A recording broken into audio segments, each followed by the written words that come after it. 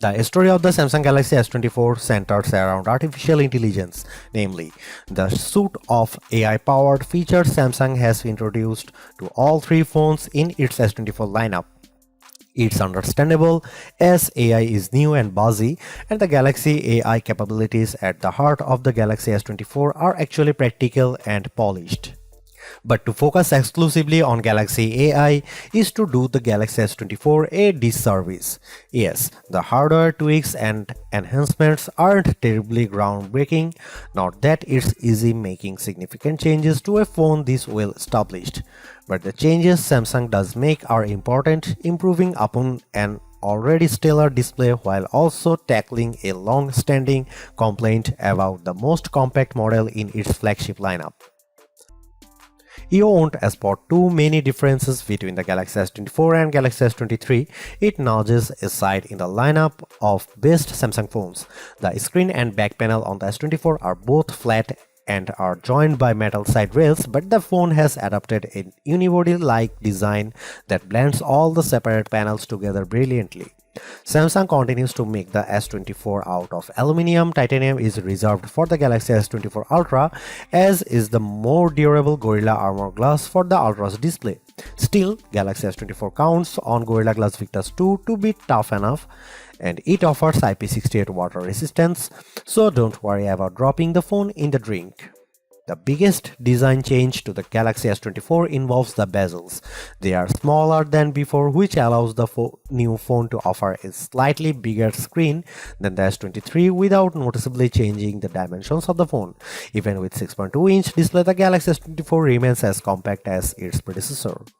I wish I could get excited about the Galaxy S24 color options, which strike me as a bit muted. Names like Onyx Black, Marble Grey, Cobalt Violet, and Amber Yellow make the colors sound a lot more dramatic than they actually look. I would suggest heading to Samsung's online store, where exclusive options in blue, orange, and green at least add some variety to your choice. I have mentioned the Galaxy S24's larger display, which offers a resolution of 2340 by 1080 resolution and a 120Hz refresh rate. But besides the modest increase in size from the 6.1-inch panel on the S23, the biggest addition is a boost to the screen's brightness. Like the rest of the new lineup, the Galaxy S24 promises a maximum brightness of 2600 nits. I have to say our lab testing didn't come close to the theoretical maximum, which was probably achieved under very controlled circumstances. Still, the 1416 nits it reaches using a light meter and with HDR enabled is nothing to sneeze at. It improves upon the Galaxy S23's 1340 nit reading and was in line with the iPhone 15's 1400 nit result. I found I had to keep the display brightness slider rather high to see the screen details under less favorable lighting conditions, but at least the S24 has the capability in its toolkit.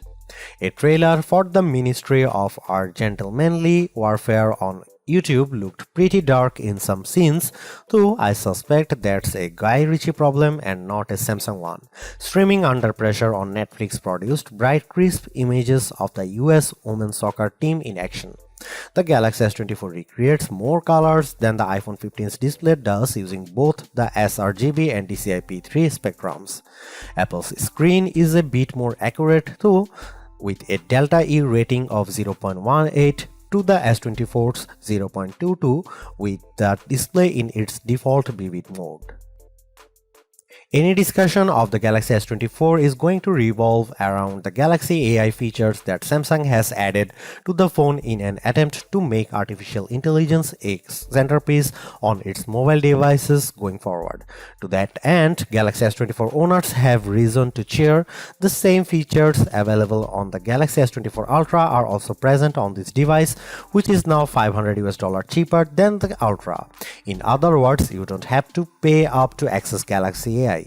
My colleague covers the what, how, and why of the Galaxy AI capabilities quite extensively in his Galaxy S24 Ultra review, so I'll not repeat his work here.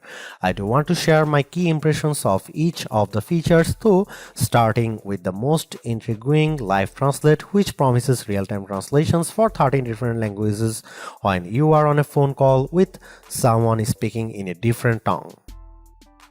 It's impressive on paper but a bit awkward in practice, as I found when I placed a phone call to my wife, who can speak German.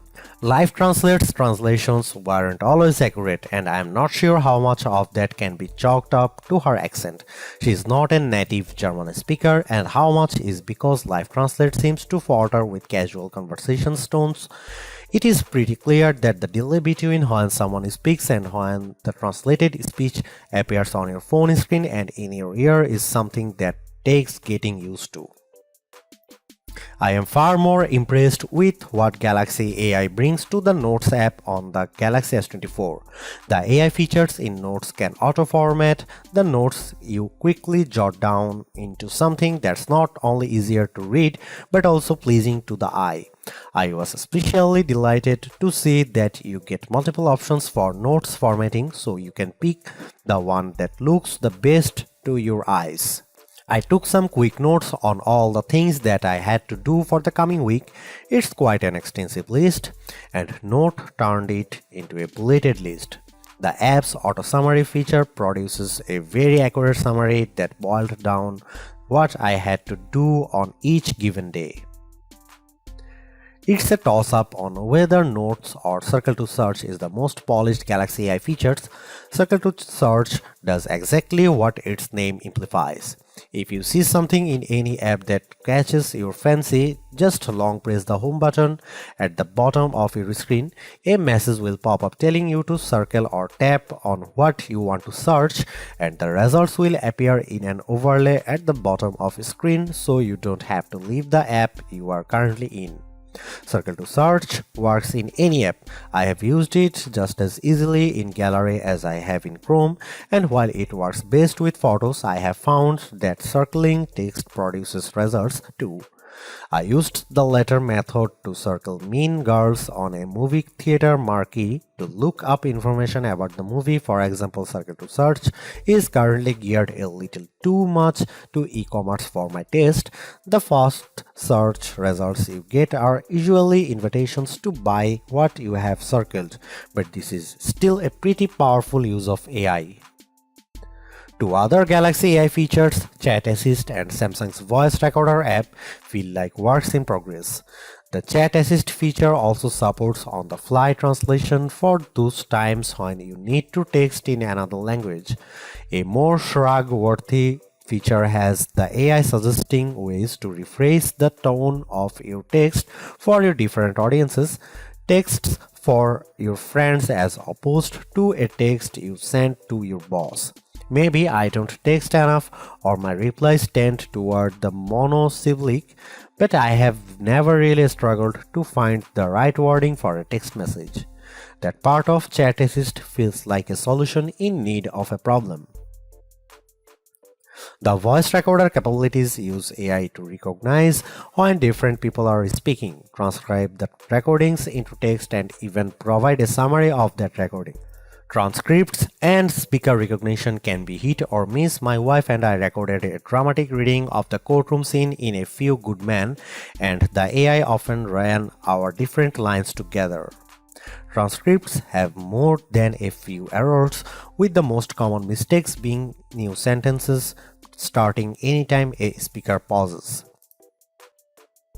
In terms of camera hardware, Samsung hasn't really touched a thing for this Galaxy S24 update. The 50 megapixel main camera, 12 megapixel ultra-wide shooter, and 10 megapixel telephoto lens with 3x optical zoom are exactly what you would find on the Galaxy S23. Even aperture and sensor sizes remain the same. In one sense, that shouldn't matter, as the Galaxy S23 was already one of the best camera phones, so you'd imagine that the Galaxy S24 should be just fine on the camera front. And that's before we get to some of the AI enhanced features Samsung has added to the S24 lineup. The trouble is Samsung's competitors have not stood still since last year. Now you can guys see some photo sample of Galaxy S24 and some comparison between S23 and S24 and iPhone 15.